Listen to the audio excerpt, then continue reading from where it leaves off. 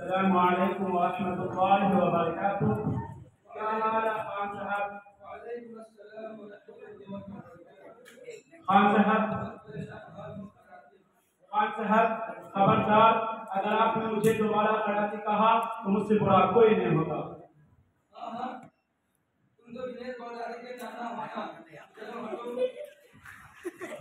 हाँ, तुम तो जुनेद बगदादी के नाना होना। चलो हटो, मुझे जाने दो। खान साहब जबान संभाल के बात कीजिए और गुस्सा क्यों हो रहे हैं? मैं तो बस ये पूछना चाह रहा था कि यूं उछल उछल के तेजी में कहाँ जा रहे हैं? अच्छे तो सुन लो खैराती, मैं अपने बेटे का एडमिशन करवाने जा रहा हूँ। पढ़ता लिखता नहीं है, दिन भर मोबाइल और क्रिकेट मैच में मस्त रहता है। ये तो होना ही था खान साहब। आजकल छोटे छोटे बच्चों के पास बड़ा बड़ा फोन होता है। और एक हमारा जमाना था कि जब हम छोटे थे तो एक गुलाबी रंग का बैटरी वाला फोन होता था, जिसमें रिंगटोन धूम मचाले बजता था। ठीक है खैराती, हम चलते हैं। अरे खान साहब, ये तो बताती जाइए कि कौन से मदरसे में दाखिला करवाने जा रहे हैं, शायद मैं आपकी कुछ रहनुमाई कर सकूं। अरे बाप रे बाप, मदरसा में भूल कर भी नाम नहीं लिखवाएंगे। क्या तुम ये चाहते हो कि हम अपने बच्चे की जिंदगी बर्बाद कर दें? अरे स्कूल कॉलेज में पढ़ेगा तो डॉक्टर या इंजीनियर बनेगा और अच्छी रोजी रोटी कमाएगा। और अगर मदरसा में दाखिला करा दे तो क्या खाएगा और क्या बचाएगा? अरे खान साहब, आपको किसने सिर्फ स्कूल में दाखिला करवाने का मशवरा किया है और मदरसा में नहीं? अरे खैराती, हमारे गांव में एक चिड़कू चाचा है। वही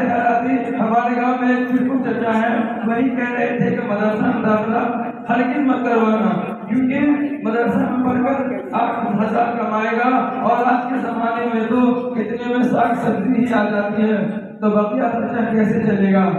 खान साहब, आपके चिड़कू चाचा ने ऐसी बात कह दी है कि अगर वो मुझे डांटे तो उनके मैं कच्चा ही करवा जाऊंगा। क्या आपको नहीं पता है कि अगर हाफिज और मौलाना साहब ना रहे तो लोगों को दिन के बारे में कौन बताएगा, नमाज कौन पढ़ाएगा, बच्चों को करीब हदीस मुबारक कौन पढ़ाएगा, और तो और निकाह और नमाज जनाजा कौन पढ़ाएगा? इनसे पूछना कि उनका निकाह और डॉक्टर या इंजीनियर पढ़ाया क्या? हाँ खैराती, वाकई सोचने वाली बात है। खैर, क्या तुम हमारे चिड़कू चाचा से मिलना चाहोगे? हाँ खान साहब, ऐसे महापुरुष कौन मिलना नहीं चाहेगा। अभी थोड़ी देर पहले ही इधर गए थे, आते ही होंगे।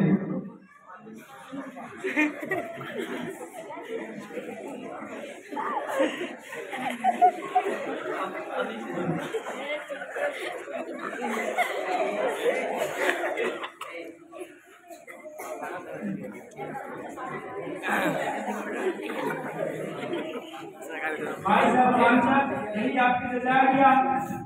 हाँ खैराती, यही हमारे चिड़कू चाचा हैं। क्या हाल है चाचा मियां? खैरियत तो है ना? और ये गठी मनी लेकर कहाँ से आ रहे हैं?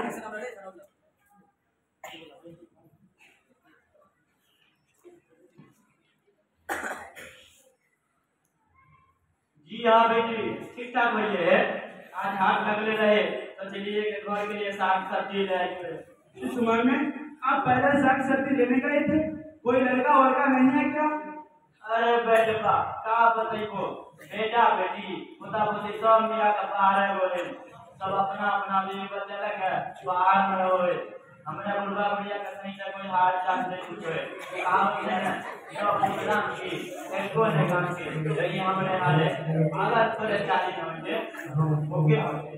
अरे तो कैसे बच्चे हैं आपके? क्या आपने तालीम नहीं दिलवाई, मदरसा नहीं पढ़ाया है? हम तो सब का बनाइए, एगो का वकील बनाइए, एगो का डॉक्टर बनाइए, एगो का इंजीनियर बनाइए। मदरसा में इसलिए है कहिए कि अपने का कमाइए, हमारे का खिलाइए। अस्तगफिरुल्लाह, वाकई आपकी बड़ी घटिया सोच है कि डॉक्टर या इंजीनियर बनेगा तो ही कमाएगा और मौलवी बनेगा तो भूखे मरेगा। अरे खान साहब, आपके चाचा मियां तो दीन से बहुत ही दूर है और आपको भी गुमराह कर रहे हैं। इन्होंने अपने बच्चों को दीन तालीम नहीं दिलवाई और आपको डरा रहे हैं। मतलब हम तो डूबे हैं सनम, तुम्हें भी डूबेंगे। देखिए हमारे मौलाना साहब आ रहे हैं, इनसे मालूम करते हैं।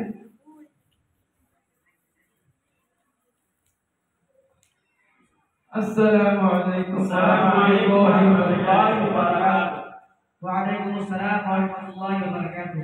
देखिए मौलाना साहब, चचा मियाँ कहते हैं मौलवी लोग 10,000 कमाते हैं या खुद क्या खाएंगे और अपनी बीवी बच्चों को क्या खिलाएंगे। ला हौला वला कुव्वता इल्ला बिल्लाह। देखिए चचा मियाँ, ये सिर्फ आपकी नहीं बल्कि अक्सर लोगों की सोच है कि मौलवी हाफिज खान कमा नहीं पाते हैं। यह लोगों की बहुत घटिया सोच है, क्योंकि तकदीर में जितना लिखा है उतना ही मिलेगा, चाहे इंसान कुछ भी कर ले। मगर कहीं आपने यह नहीं देखा होगा कि मौलवी हाफिज भूखे मर रहे हो या बेरोजगार घूम रहे हो या जिंदगी से लगाकर खुदकुशी कर रहे हो, बल्कि हर पर उसकी इज्जत होती है और ये इज्जत अल्लाह ताला लोगों के दिलों में डालता है।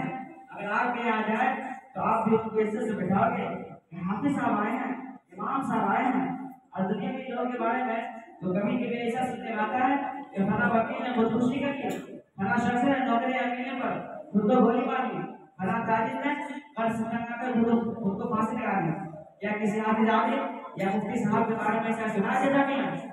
हाँ, ऐसा था, बहुत लोगों के बारे में सुन लिया, फांसी लगा कर मर गए, खुदकुशी कर लेते, पानी में डूब कर मर गए, मगर हाफिज आलिम के बारे में नहीं सुनिया। मौलाना साहब, खान साहब को भी समझाइए, ये कह रहे हैं कि मदरसा में हर किसी नाम नहीं लिखवाऊंगा, सिर्फ और सिर्फ स्कूल में पढ़ाऊंगा कि डॉक्टर या इंजीनियर बने। देखिए खान साहब, डॉक्टर या इंजीनियर बनाना कोई गलत बात नहीं है, और रही बात सिर्फ स्कूल में पढ़ाने की तो माफ कीजिएगा, मुझे तो ऐसा लगता है कि आप दीन इस्लाम से इंतहाई नाशना है, कुरान मजीद की आयतों और अहादीस मुबारका से बिल्कुल नावाकिफ मालूम होते हैं। अगर आपने अपने बच्चे को सिर्फ दुनियावी तालीम दिलवाए, जैसा कि आपका कहना है, उसे दीन के बारे में कुछ मालूम नहीं होगा, उसे मसाइल मालूम नहीं होंगे, उसे हलाल और हराम का फर्क मालूम नहीं होगा, तो अल्लाह के हुक्म और उसके रसूल सल्लल्लाहु अलैहि वसल्लम जिंदगी के नहीं गुजारेगा। और कभी कभी लोग इस तरह घबराएगा जैसा कि चंगुरी ने चाप कर चीन का नक्शा बना दिया हो। और जब आप अल्लाह के फरमान कुल्लु नफ्सिन ज़ाइक़ातुल मौत के इस दुनिया से दूसरी दुनिया की तरफ मुंतकिल हो जाएंगे, वो क्या फर्क बख्शेगा जिससे आपकी बख्शिश हो जाए। AWPI एप्पल की सेव BAW अल्कोहल वोलेंस गैस स्लेट कैट कैटलिस्ट बिल्ली डिओजिनो डोल्स को तैयार था, इसका सवाब हमारे अपने अब्बू पहुंचा दे तो क्या पहुंचेगा? नहीं ना। और अगर आपने अपने बच्चे को दीनी तालीम दिलवाई, कुरान पढ़ना सिखाया, हाफिज़ कुरान बनाया, तो अल्लाह आपको बेबहा नेमतों से नवाजेगा। और हदीस में है कि जब इंसान मर जाता है तो मरने के बाद भी उसको 3 चीजों का सवाब मिलता रहता है, एक सदका जारिया, दूसरा नफा बख्शिश और तीसरा नेक साले औलाद जो उसके लिए द्वारा मगफिरत करती रहती है। और हम मुसलमान हैं, हम पर दीनी तालीम का सीखना फर्ज है, क्योंकि अल्लाह के नबी ने फरमाया तलबुल इल्मी फरीज़तुन अला कुल्ली मुस्लिम व मुस्लिमा, इल्म दीन का सीखना हर मुसलमान और औरत पर फर्ज है।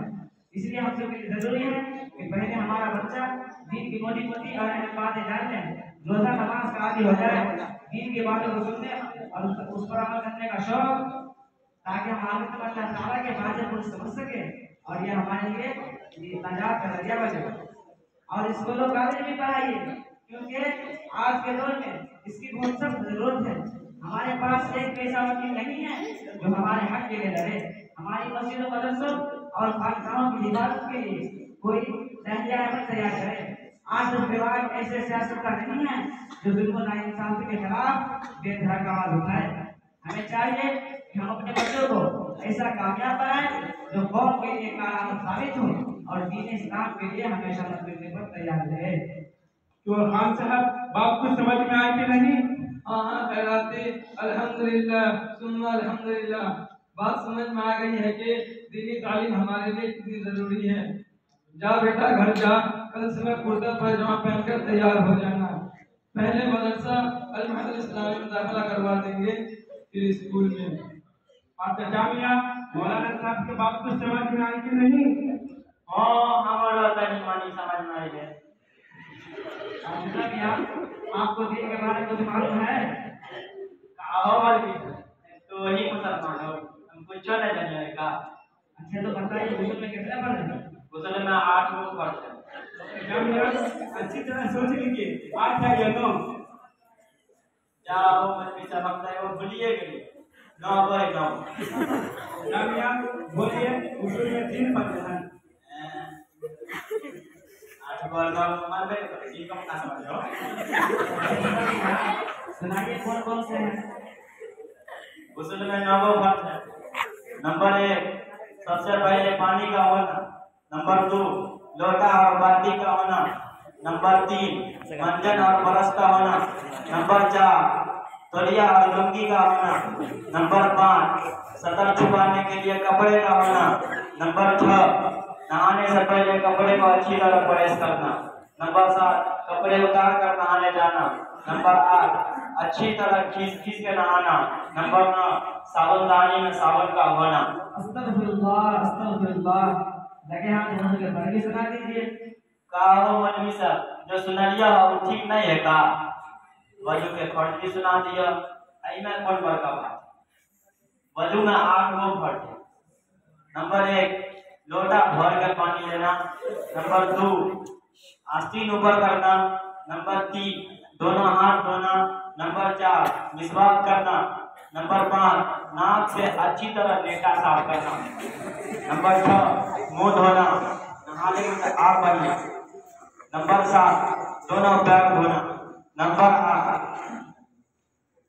8 भूल गए हो गई सर। अरे बस ना हौला वला कुव्वत इल्ला बिल्लाह। आपने तो कमाल कर दिया। हुजूर और वजू के फर्ज सुनाए नहीं और पता नहीं क्या क्या सुना दिया। अच्छा चाचा मियां कहां से है यार क्या आपने? बचपन से इलाज है हमारे उम्र का अब तक ना तोरे मान हो जा। हाफिज साहब चाचा मियां को हुजूर और वजू के फर्ज सुना दीजिए। चाचा मियां गुस्ल में 9 नहीं बल्कि 3 फर्ज हैं। नंबर 1 कुल्ली करना। नंबर 2 नाक में मट्टी तक पानी पहुंचाना। नंबर 3 पूरे बदन पर इस तरह पानी डालना के एक बार के बराबर सूखा भी ना रहे। और वजू में 8 नहीं बल्कि 4 फर्ज हैं। नंबर 1 पेशानी के बालों से लेकर ठुड्डी के नीचे तक एक कान किलो से लेकर दूसरे कान किलो तक पूरे चेहरे को धोना। नंबर 2 दोनों हाथ को होने समेत धोना। नंबर 3 चौथाई सर का मसाज करना। नंबर 4 दोनों पांव टखने समेत धोना। बस इतना तो सोचता रहे 20 गो 30 गो। ठीक है चाचा मियां आप यह तमाम चीजें और दीन की अहम बातें हाफिज साहब से मालूम कर लीजिए। ठीक है ना? ठीक है मौलवी साहब। और खान साहब आपसे एक बात और अर्ज करनी है कि हाफिज साहब को गैराती और चाचा मियां को चिकू चाचा दोबारा न कहें क्योंकि इससे बात लड़ाई झगड़े तक पहुंच जाती है। चुनांचे कुरान के अंदर इस चीज को सख्ती से मना किया गया है। अल्लाह ताला इरशाद फरमाता है वला तनाबज़ू बिल अल्क़ाब। एक दूसरे को बुरे अल्क़ाब या बुरे नामों से न पुकारो। यानी अपने तौर पर इस्तेहज़ा और तहक़ीक़ के लिए लोगों को ऐसे नाम लेना या ऐसे नामों से पुकारना जो उन्हें नापसंद हो या अच्छे भले नामों को बिगाड़ कर बोलना यह तनाबज़ बिल अल्क़ाब है जिसकी यहाँ मुआयनत की गई है। मौलाना साहब आपका बहुत बहुत शुक्रिया कि आपने हमें इतनी कीमती बातें बताकर हमारी आंखें खोल दी। हाफिज साहब और चाचा मियां मैं आपसे माफी चाहता हूँ और वादा करता हूँ कि आइंदा कभी भी मैं आपको बल्कि किसी को भी बुरे नाम से नहीं पुकारूंगा। मौलाना साहब मेरा अगले खाना यहाँ से बहुत ही नजदीक है। अगर आप चलकर चाय नाश्ता कर ले तो मुझे बड़ी खुशी होगी। चला चला मौलवी साहब जल्दी चला तोरे साथ के तो फिर हम खा लेंगे। हाँ साहब आपका बहुत बहुत शुक्रिया लेकिन मुझे अभी एक जलसे में मौजूद रहना बहुत जरूरी है। फिर कभी इंशाअल्लाह अस्सलाम वालेकुम व रहमतुल्लाहि व बरकातुहू। वालेकुम अस्सलाम व रहमतुल्लाहि व बरकातुहू।